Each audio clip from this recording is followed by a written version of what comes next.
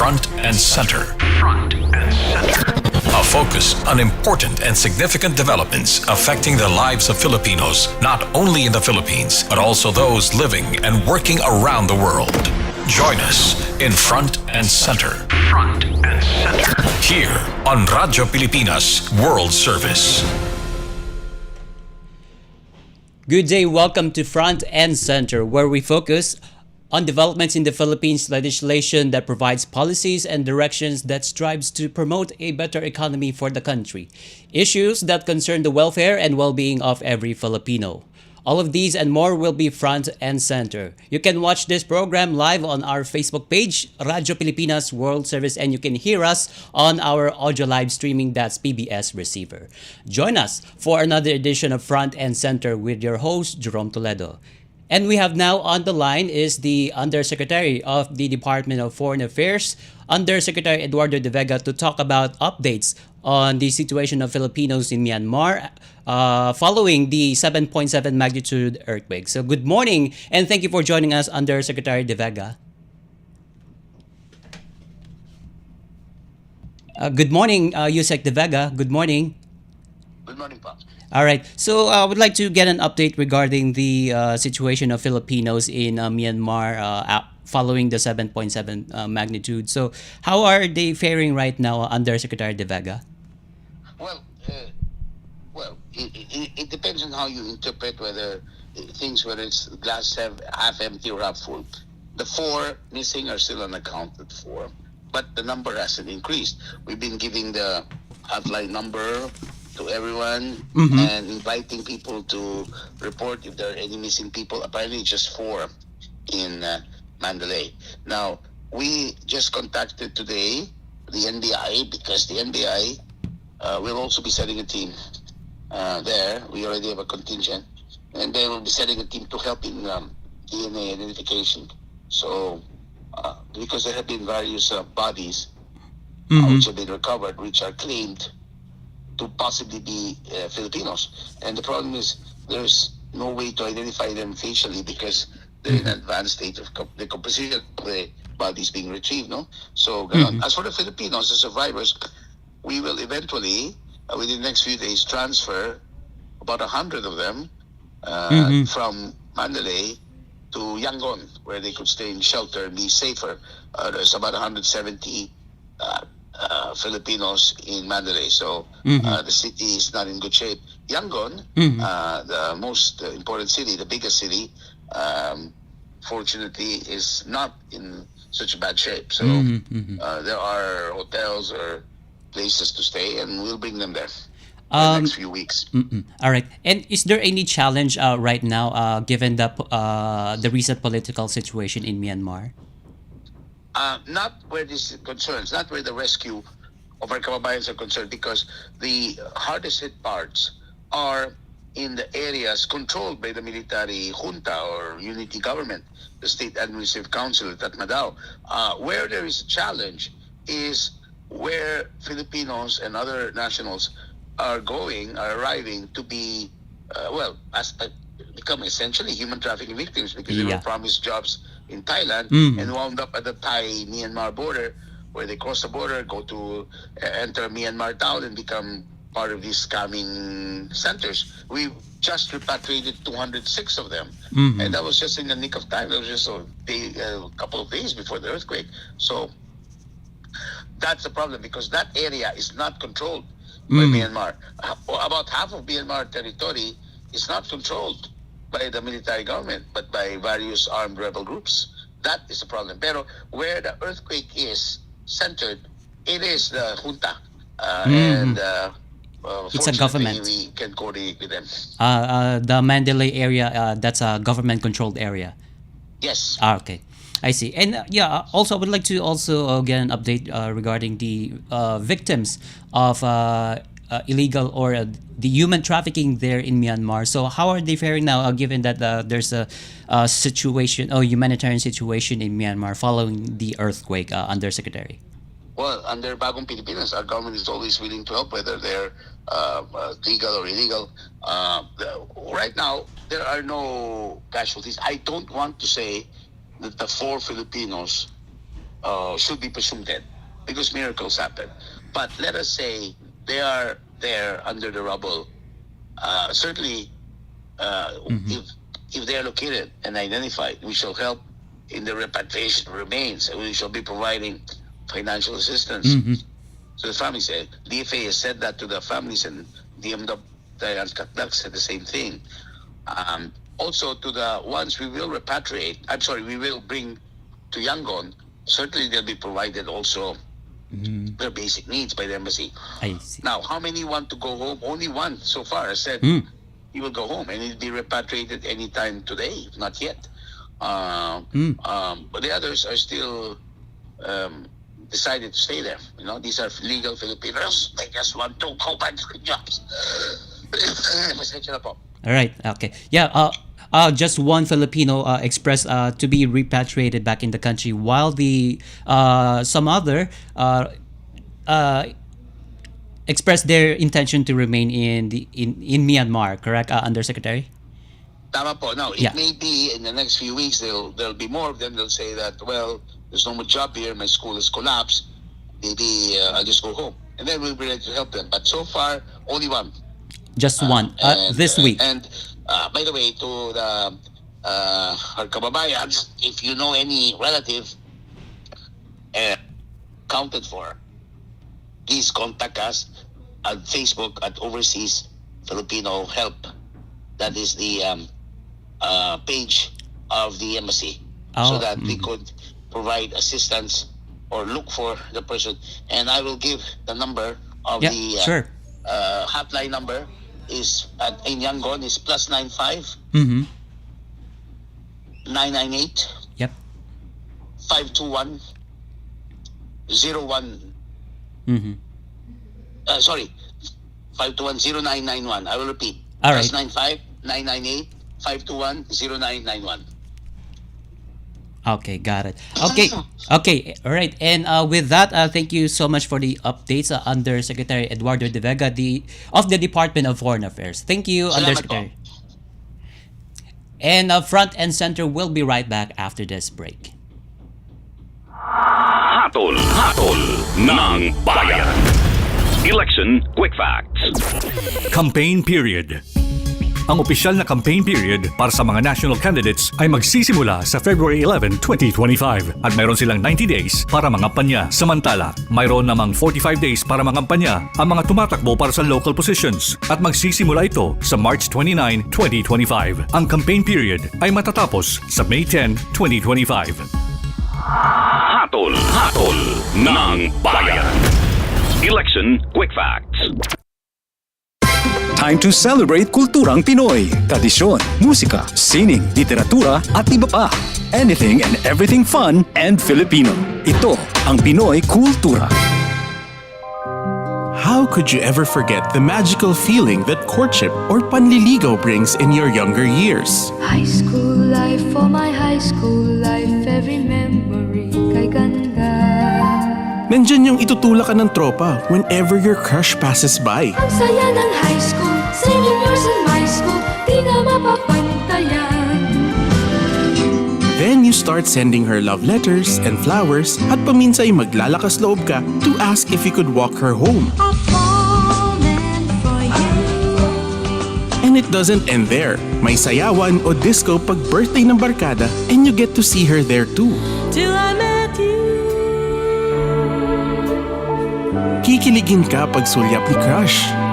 Yayain mong sumayaw pag tugtog ng pinakahihintay na love song.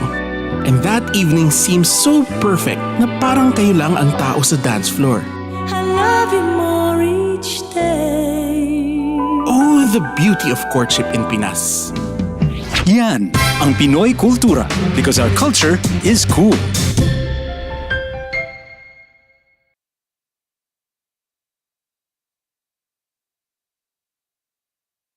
Saan man, anumang oras, konektado ka sa Radyo Pilipinas World Service Online. Online digital na serbisyo para sa Pinoy sa bagong Pilipinas. Radyo Pilipinas World Service Online. And welcome back to Front and Center.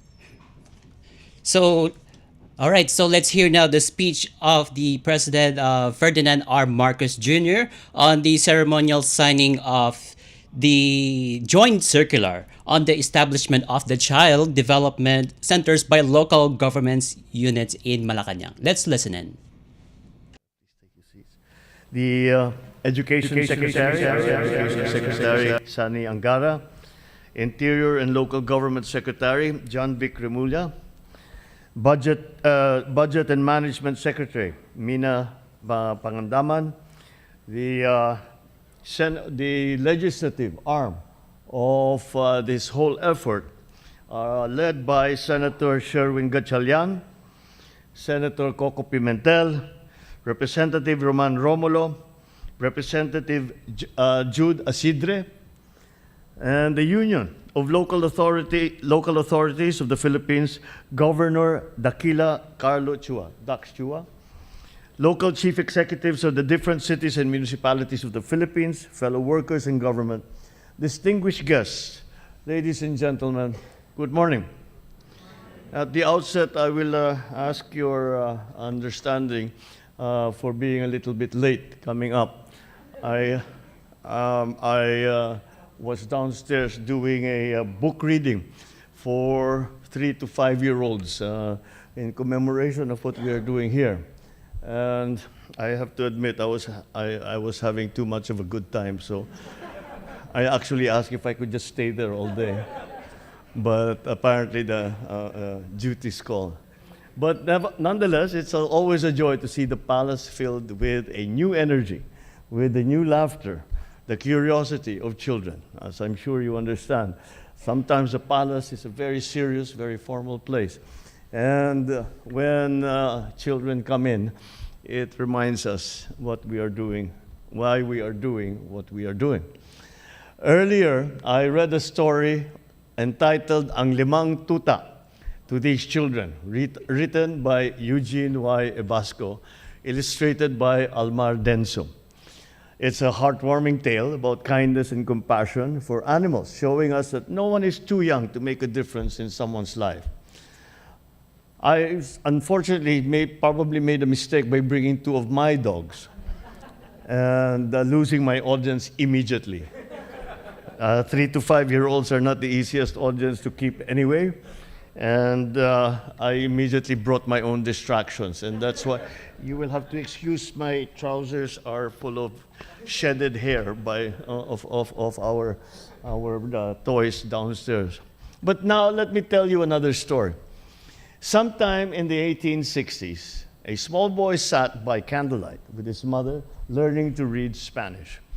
That boy was not paying attention to his lesson, and the mother decided to read the boy a fable, translating it from Spanish to Tagalog. It was about a young and an old moth, and the young moth's fascination with a flame. The moral of the mother's story was to listen to one's elders. But the young boy learned a far more poignant one, that the light was the most beautiful thing in creation, and that sacrificing one's life for it was worthwhile.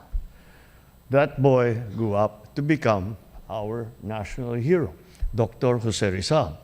He inspired our nation to fight for its freedom.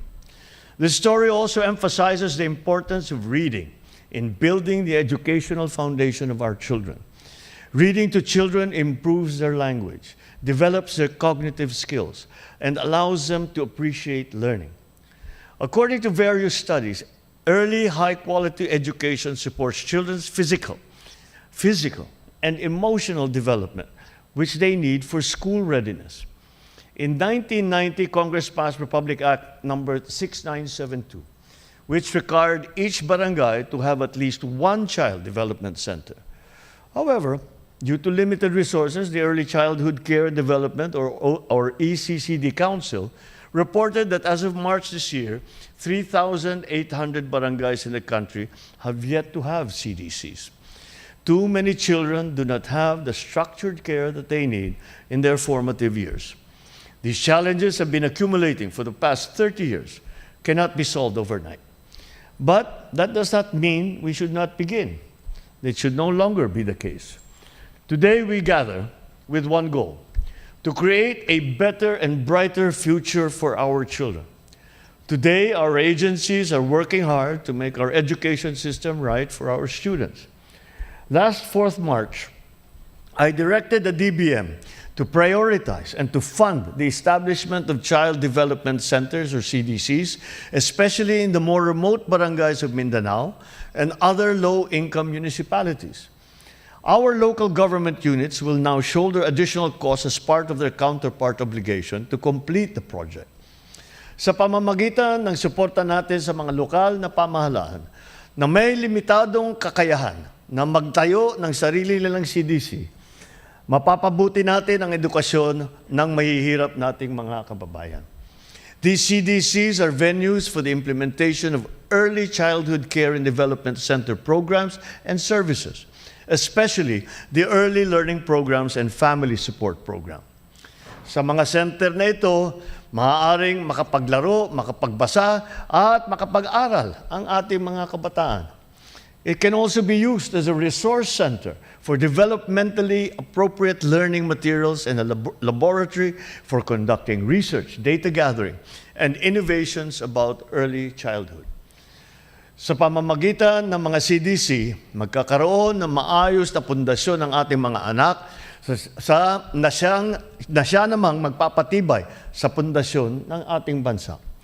For this year, we have identified 328 low-income barangays that will now be provided with funding for them to access early childhood development initiatives. Of this number, 89 will be in Luzon, 106 will be in the Visayas, 133 in Mindanao, including BARM. However, CDC is just a piece of the puzzle. We must ensure that the foundations for the full development of our children are met. We are providing the first 1,000 days cash grant under the Pantawid Pamilyang Pilipino program that aims to improve children's health, nutrition, and development during the first 1,000 days of life. This ensures that our youth are on the right track towards proper cognitive development. I am glad to report that as of February of 2025, more than 68,000 households nationwide have received the F1KD grants, and we intend to reach even more. We are also pursuing the supplementary feeding program, the school-based feeding program, which work together to provide our children with at least one nutritional meal for their daily endeavors. In addition, we have implemented the Walang Gutom program. This gives 3,000 pesos in food credits monthly to the nation's most vulnerable families. My fellow Filipinos, we recognize that education goes beyond what happens just inside the classroom. The government continues to find ways to support our children so they can grow, they can thrive, and reach full potential. Through health and community programs, we remain committed to helping them become productive members of our society. The Nigerian proverb, "It takes a village to raise a child," emphasizes the importance of a whole of society approach in giving our children the tools they build to face their future. To our LGUs, we need your full commitment to ensure the success of the project. You must provide our childhood development teachers and workers with the support and resources that they need, while encouraging our community members to take an active role in the CDCs. To every official and worker who believes in the power of this endeavor, I am confident that your work here will positively impact our children, our families, and then our communities.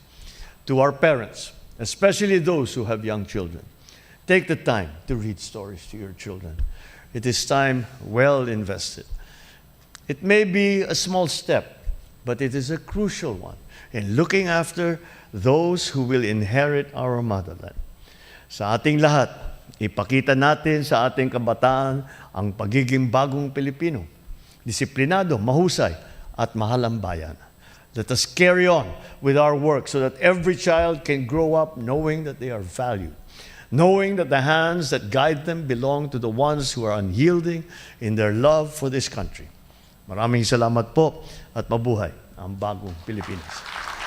Thank you, Mr. President. And now, may we request the President to kindly grant us a photo opportunity. May we call in front the Cabinet Secretaries and Senators present to please proceed on stage. To be joined by first set of local chief executives. You've just heard the speech of President Ferdinand R. Marcos Jr. on the ceremonial signing of the joint circular on the establishment of the child development centers by local government units in Malacanang. That's between the Department of Education and the Department of Budget and Management. And that joint circular provides guidelines for local government units or LGUs to establish CDCs or Child Development Centers funded through the Local Government Support Fund, financial assistance to LGUs. The initiative aims to improve access to early childhood care and developmental facilities, particularly in low-income areas, as highlighted by the Second Congressional Commission on Education, or EDCOM2, in their Year 2 report. The report emphasizes that establishing CDCs is crucial for effectively implementing early childhood care and development programs. And that initiative is expected to significantly enhance access to quality early childhood education and support services in underserved communities. The CDC will serve as resource hubs for early learning program, family support services, and research on child development, effectively addressing existing gaps in early childhood care. And that concludes this edition of Front and Center. Together with Radyo Pilipinas World Service production team and technical personnel Milo Janela, Hiro Lucero, and Leo Magpayo, this is your host Jerome Toledo. Until next time, mabuhay, love the Philippines. You have just heard and watched Front and Center. Front and Center. Join us again for another edition here on Radyo Pilipinas World Service. Front and Center.